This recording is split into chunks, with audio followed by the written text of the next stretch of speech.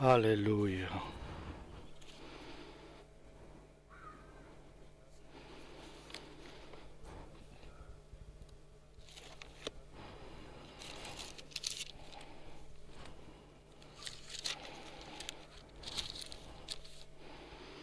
Nous allons lire de l'Ancien Testament, chapitre 14, le livre d'Osée, chapitre 14, verset 1. Les habitants de Samarie devront bien supporter les conséquences de leurs fautes, car ils sont en révolte contre leur Dieu. Ils tomberont morts à la guerre. Leurs enfants seront écrasés, leurs femmes enceintes éventrées. Reviens, Israël, reviens au Seigneur, à ton Dieu, car si tu es tombé, c'est l'effet de ta faute. Revenez au Seigneur en lui apportant ses paroles. Pardonne tout notre crime. Reçois favorablement plutôt que des taureaux ce que nous déclarons. Ce n'est pas la Syrie qui pourra nous sauver.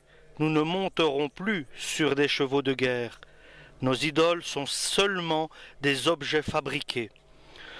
Nous ne leur dirons plus quels sont notre Dieu, car toi seul sais montrer de la bonté à l'orphelin.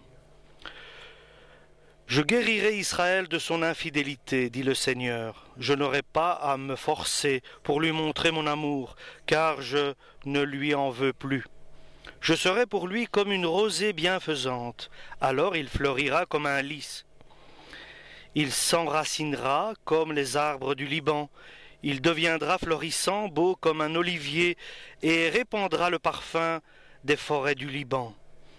Ils reviendront, ceux qui habitaient sous son ombre, ils cultiveront le blé, ils prospéreront comme la vigne, ils auront la réputation des grands vins du Liban. Éphraïm, qu'ai-je de commun avec les idoles? Moi, je réponds à ta prière et je veille sur toi. Amen pour la parole du Seigneur dans le livre d'Osée. La parole de Dieu demande: qui est sage? La question est posée pour pouvoir comprendre le projet de Dieu, l'œuvre de Dieu. Qui est intelligent, sage pour pouvoir vivre le projet de Dieu? De comprendre que le chemin de Dieu est une droite, une voie droite. Et la parole est simple et pure et claire. Et que quelqu'un marche sur la parole de Dieu est tout droit. C'est un chemin qui va tout droit. Et l'attention qu'il doit avoir lorsqu'il marche sur le chemin de Dieu, en gardant sa propre justice, qui est l'obéissance à Dieu, et la volonté du Saint-Esprit, alors tu es éloigné de Dieu si tu ne fais pas cela. Si tu ne fais pas cela, tu t'éloignes de Dieu. Donc tu dois être sur le chemin de Dieu. Et ça, c'est tout l'Évangile. Si simplement Dieu dit ce que nous devons faire et ce que nous ne devons pas faire, après, il nous révèle ce que nous devons faire personnellement, et il nous révèle, après tout cela, ce qu'il va faire lui-même aussi, comment il va agir. Et il ne nous dit pas de faire ce qu'on veut, mais Dieu va nous indiquer, va nous instruire, va nous diriger pour accomplir sa volonté. Et ce que vous ferez, je vous le révélerai. Et alors, dans votre vie, arrivera la perfection. Et toutes les promesses de Dieu viendront sur vous. Et la question est la suivante: qui est celui qui est sage et intelligent pour comprendre toutes ces paroles et les accomplir, nous dit Dieu. non seulement marcher sur le chemin de Dieu, non seulement se trouver à l'église de Dieu, mais surtout d'accomplir la justice de Dieu, qui est la parole de Dieu, l'obéissance à la volonté du Très-Haut, du Tout-Puissant, et pas dans l'illégalité, dans la transgression, mais dans la justice de Dieu. Donc Dieu vient, et simplement il vient nous rappeler à tous, nous révéler à tous son œuvre, qui est simple, simple, chers frères et sœurs. Et il parle à son peuple, le peuple d'Israël. Et aujourd'hui, il parle à nous. Reviens vers ton Dieu. Ça, c'est la première action. Arrête de tout ce que tu es occupé à faire et reviens vers ton Seigneur, ton Dieu, pour écouter ce qu'il a à te dire. Ne parle pas. N'écoute pas ce que disent les autres, mais reviens vers ton Seigneur, ton Dieu, et écoute ces paroles qu'il a à te dire. Et je crois que, en revenant vers Dieu, nous voulons écouter ce qu'il a à nous dire. Tu es tombé.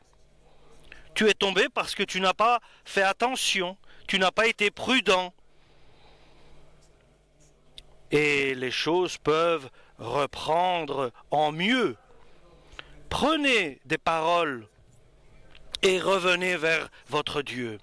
Et moi, je vous dirai ce que vous allez dire. Et moi, en même temps, je vous donne les paroles à dire. Et vous voyez, chers frères et sœurs, que la parole de Dieu est simple. Et la vie en Christ est simple, parce que ce que Dieu demande est simple et bien clair.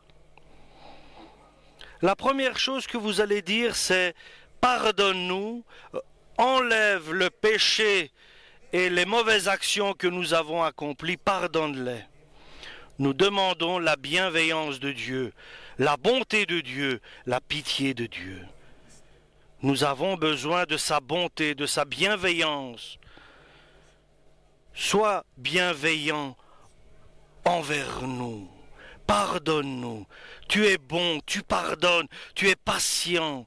Oui, Seigneur, ne prends pas en compte nos transgressions, nos péchés, mais avec bonté, pardonne-nous. Reprends-nous, accepte-nous de nouveau. Et nous allons parler et dire des paroles bien précises. Qu'allons-nous dire alors? Le problème du chrétien, quel est-il? Que nous n'espérons pas en personne.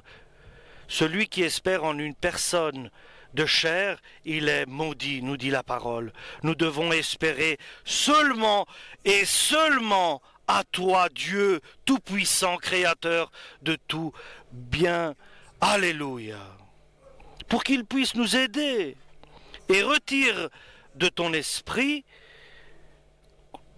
que quelqu'un puisse te donner de l'aide. Et alors tu pars de ceux qui se disent, qui sont nommés maudits vers ceux qui sont bénis, parce que ton espérance et ta confiance, tu la mets à Dieu ton Seigneur. Il n'y a personne, un homme de chair, il ne peut pas nous aider. Seulement Dieu peut nous aider. Il peut intervenir, agir et donner la solution. Et vous savez, chers frères et sœurs, comment le cœur de l'homme s'abîme.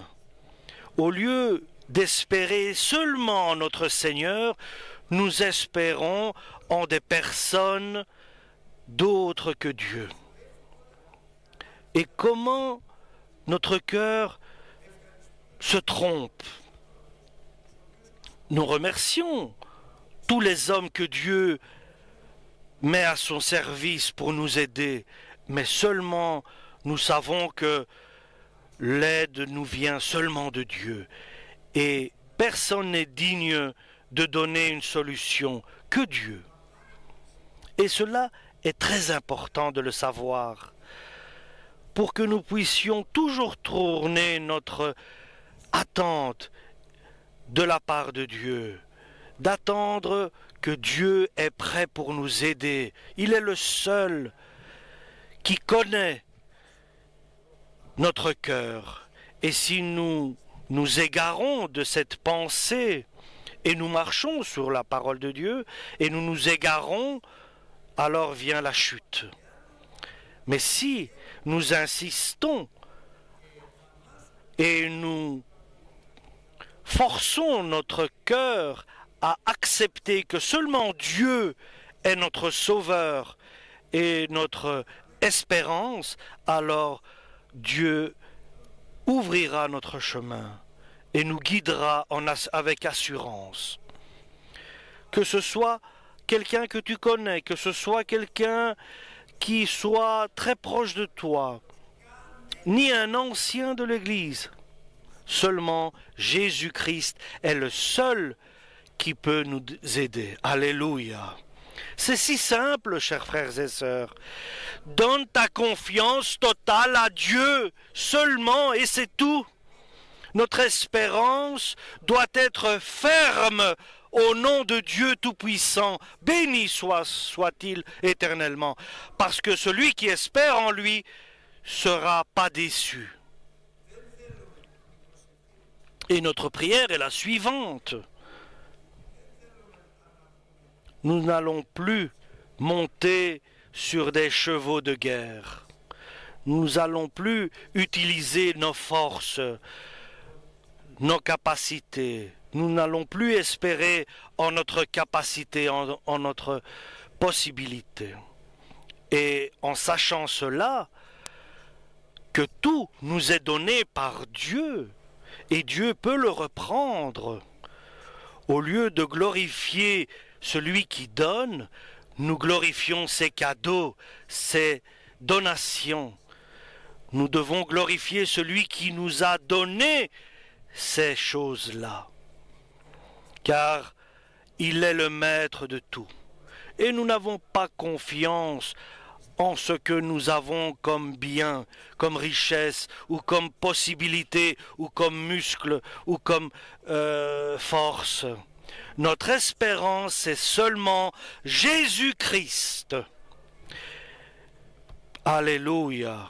Et nous sommes fiers car Jésus prend pitié de nous et il a de la compassion pour nous. Et ça, c'est tout le mystère et le secret de l'Évangile, pour marcher sur la voie de Dieu et n'espérer en personne et seulement en Dieu. Et troisièmement, et nous n'allons plus dire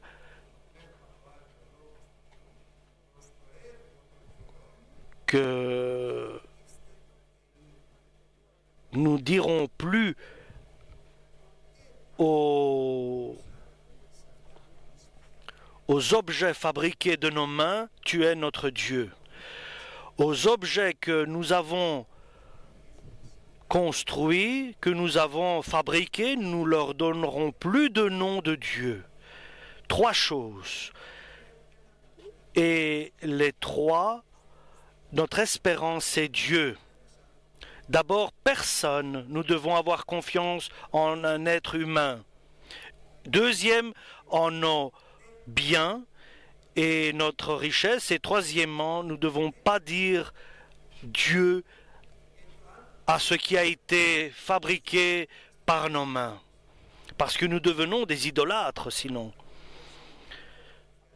Et bien sûr, à cette époque-là, ils fabriquaient des dieux. Ils fabriquaient une statue, et après ils la vénéraient, ils l'adoraient. Et ils disaient, ça c'est mon Dieu. Et lorsque Dieu les a retirés d'Égypte, les a enlevés, et que Moïse était sur la montagne, ils ont construit un veau d'or. Et ils ont commencé à le vénérer, à l'adorer, à se prosterner devant ce veau d'or, et ils disaient « Tu es notre Dieu ». Ils ont perdu leur tête, leur esprit, ils ont perdu leur sens, leur logique. Et nous savons que seulement Dieu le Tout-Puissant peut faire le bien, et faire le bien à l'orphelin, à celui qui est sans ressources, sans sécurité, sans assurance. Seulement Dieu peut prendre soin de ceux qui sont seuls. Alléluia. Ton espérance doit être en Dieu, et nous devons prendre cette décision aujourd'hui. Notre espérance est seulement Jésus-Christ, notre Seigneur Tout-Puissant, béni soit-il éternellement, car il est vivant et il nous écoute et il connaît nos problèmes et nos soucis. Et il peut intervenir pour nous donner la force que nous avons besoin pour avancer. Et c'est par sa grâce et sa bonté que nous pouvons avancer. Et cela est simple, et cela est bien clair, chers frères et sœurs. Et Dieu nous dit, moi je vais te dire ce que je vais faire si toi, dans ta prière, tu mets les paroles que je t'ai données à dire. Et tu les mettras en pratique. Et nous disons Amen. Oui, nous allons accomplir ta volonté. Et Dieu nous dit, je vais guérir ton égarement. Et lorsque tu t'es égaré, tu t'es éloigné, je te ramènerai. Je vais te rétablir. Si tu fais ces trois choses, et que tu les mets en pratique, et je serai avec toi pour t'aider. Je te rétablirai, je te guérirai, je te ferai revenir de tes égarements, de tes éloignements du droit chemin. Et lorsque tu seras pardonné par moi, alors sera pour toi révélé mon amour. Mon amour sera révélé dans ton cœur. Je vais t'aimer de tout mon cœur. Alléluia. Et que Dieu nous promet cela. Il va le faire. Il va nous aimer de tout son cœur si nous faisons sa volonté. Et je serai pour lui la rosée dans le désert. Dieu sera pour nous la rosée dans notre désert. Alléluia.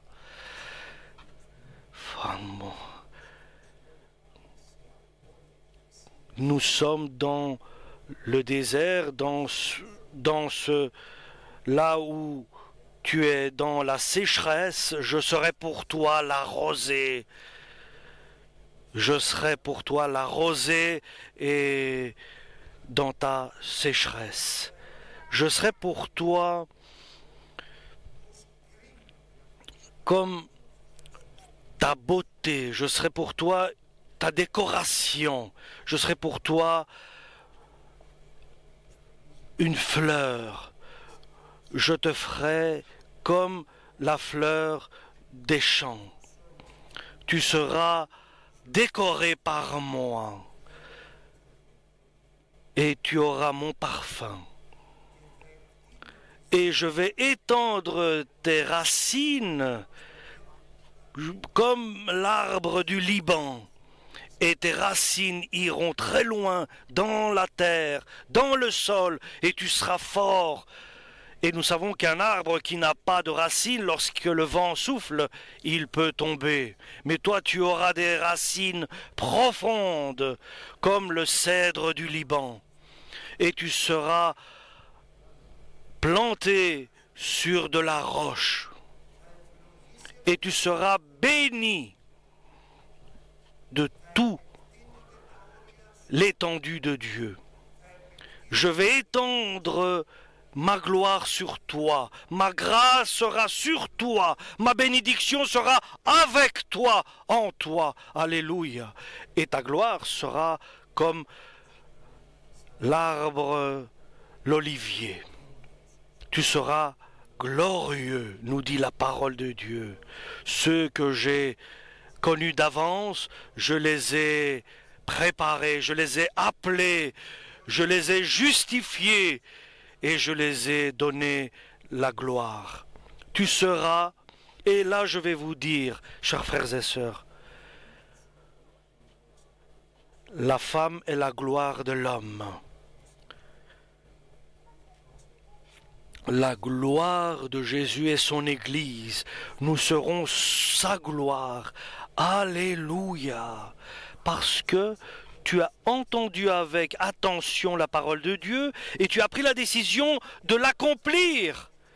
Et Dieu demande trois choses simples: de ne pas espérer en un être humain, ni en toi-même, ni en tes œuvres que tu fais. Parce que tout cela va être détruit. Tout cela sera détruit. Si tu veux garder et que cela avance dans la vie spirituelle, tu dois te tourner vers ton Dieu.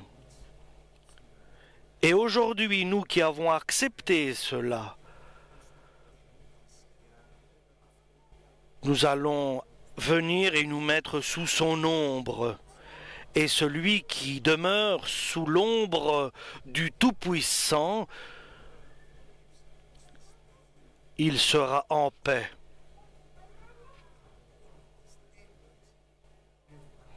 Et nous serons spirituellement parfaits. Donc cette personne qui vivra sous l'ombre du Seigneur sera renouvelée. Il sera une nouvelle plante.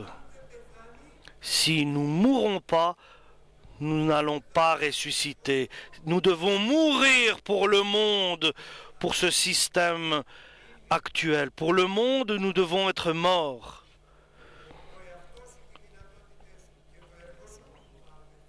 Si tu meurs pour le monde, tu vas ressusciter en Dieu dans une nouvelle vie, la renaissance. Tu seras, alléluia, comme la vigne. Tu seras une vigne qui étend ses feuilles. Je me souviens, j'allais avec mon père, lorsque j'allais dans la vigne, nous avions une vigne. Et je me souviens, tous ces feuilles qui s'étendaient pour recevoir la lumière du soleil, pour pouvoir grandir et donner un bon fruit, un bon raisin. Et l'important, et tu seras très fertile et très productif. Il faut de l'eau et de la lumière et de la température idéale et de la terre. Alléluia. Et nous savons que si une vigne n'apporte pas de bons fruits, elle sera coupée. Sinon, si elle porte du fruit, elle sera traitée par quelqu'un comme un jardinier. Et sa renommée sera comme le cèdre du Liban. C'est un arbre de montagne, le cèdre du Liban. Et nous savons que le vin qui vient des coteaux, des pentes du Liban est très bon. Et alors, lorsque tout cela le verront, le peuple de Dieu, et ils diront que tout ce qui est en dehors de la parole de Dieu est faux, est une vérité provisoire est quelque chose qui n'est pas éternel. Et la voix de l'Esprit Saint nous donne la direction sur ce chemin droit. Et nous allons arriver glorieux pour entrer avec abondance dans le royaume par la porte de Dieu, qui est Jésus-Christ. Cette porte est Jésus-Christ qui nous mène vers le Père. Moi, je peux vous dire, en vérité, je ne veux rien d'autre. Seulement, d'entrer dans le royaume de Dieu avec abondance de bénédictions. Et cela, je souhaite toute l'Église et tous les frères et les sœurs dans le monde entier. Et nous n'avons aucune relation qui est faux, aucune relation avec ce qui est un mensonge. Ce qui n'est pas écrit, nous ne l'écoutons pas. Ce qui est écrit, nous disons oui, amen, nous l'acceptons et nous le mettons en pratique.